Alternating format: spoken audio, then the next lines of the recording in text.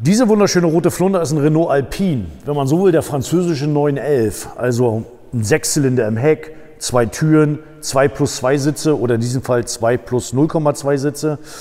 Ja, und wie es immer so ist, während die Franzosen Haute Couture Mode machen, machen die Deutschen eher hochwertige Massenware. Das hat dazu geführt, dass 1984 in Frankreich zum Beispiel 500 Alpine verkauft wurden, aber 1600 911er.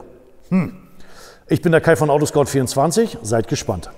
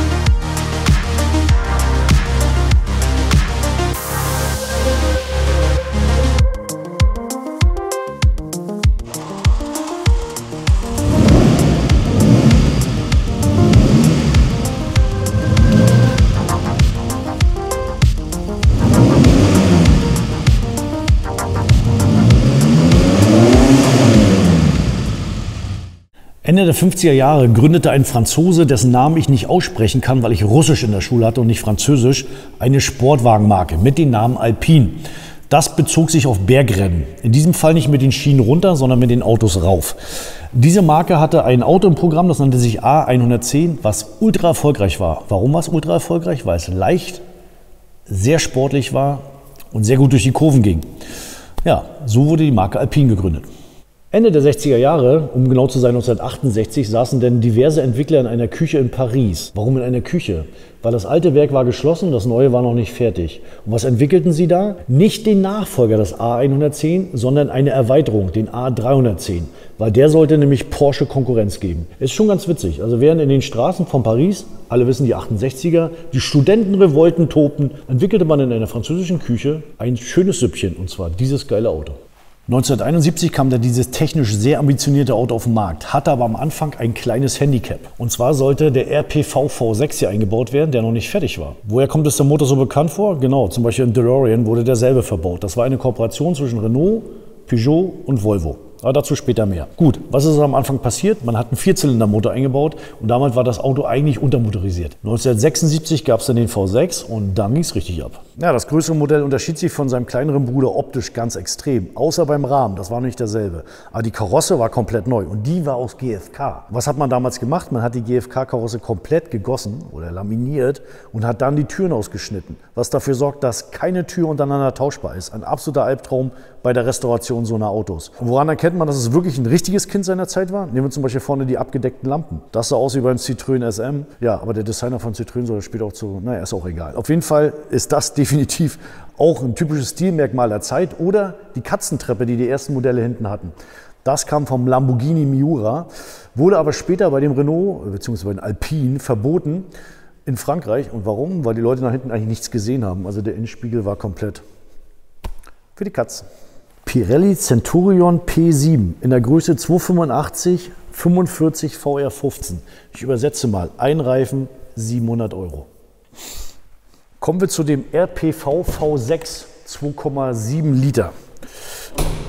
Der tobt hier im Heck, ist ein Alumotor, mit Schleuderguss-Zylinderwänden. Interessant. Eigentlich war dieser Motor als V8 geplant, aber aufgrund von Ölkrise und anderen Sachen hat man den gekürzt auf V6. Die Zündreihenfolge vom V8 hat man aber beibehalten und das hat dafür gesorgt, dass der Motor eine sogenannte irreguläre Zündreihenfolge hat. Das heißt, er würde unruhig laufen. Um das auszugleichen, hat man die Zapfen versetzt. Klassisch ist es ja so, dass auf dem Zapfen 2 Pleuel sitzen. Bei dem hat man das so gemacht, dass man die leicht verdreht hat. Deshalb sieht die Kurbelwelle auch echt witzig aus und hat das ausgeglichen. Original 150 PS, das ist hier ein S, der hat deutlich mehr Bums und klingt richtig schön.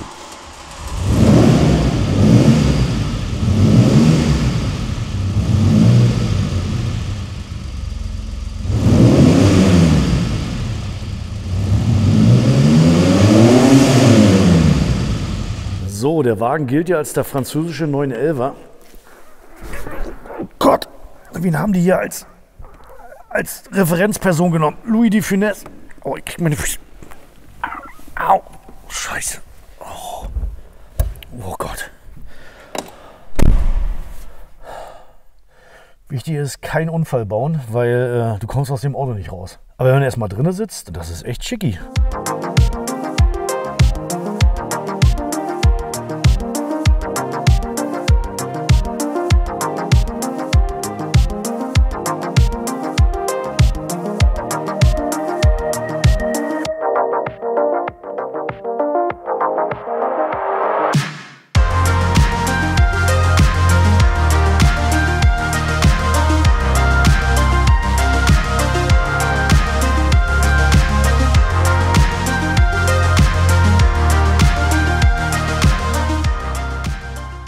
Also man sitzt wirklich extrem tief auf diesen Designmöbeln, die auch irgendwie Kinder ihrer Zeit sind. Schöne Sportinstrumente in Orange, sehr cool gezeichnet. Schalthebel ist da, wo man haben will. Zum Glück ein sehr kleines Lenkrad. Ich sagte ja vorhin 0,2 hinten Sitze, also kannst du maximal 2 Überraschungseier mitfahren lassen, die haben da Platz. Ich weiß nicht, wer da reinpassen soll. Ach, übrigens eine Sache noch, als sie das Ding entwickelt haben, ist ihnen wahrscheinlich bei den ganzen Rotweinen und dieser Aufregung wegen den 68ern entfallen, dass so ein Ding auch einen Kofferraum braucht.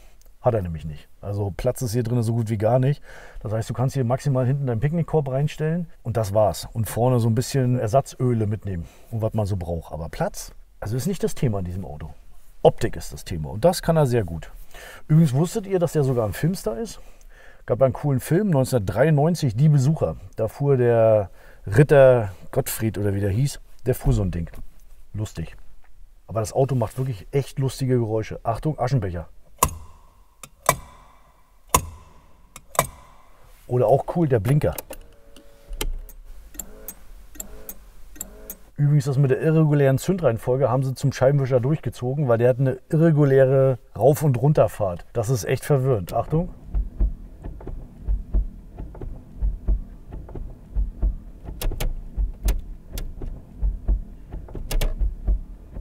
Anscheinend müssen die Franzosen das immer irgendwie anders machen, oder?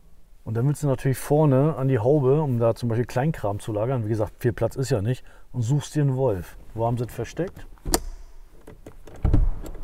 Da.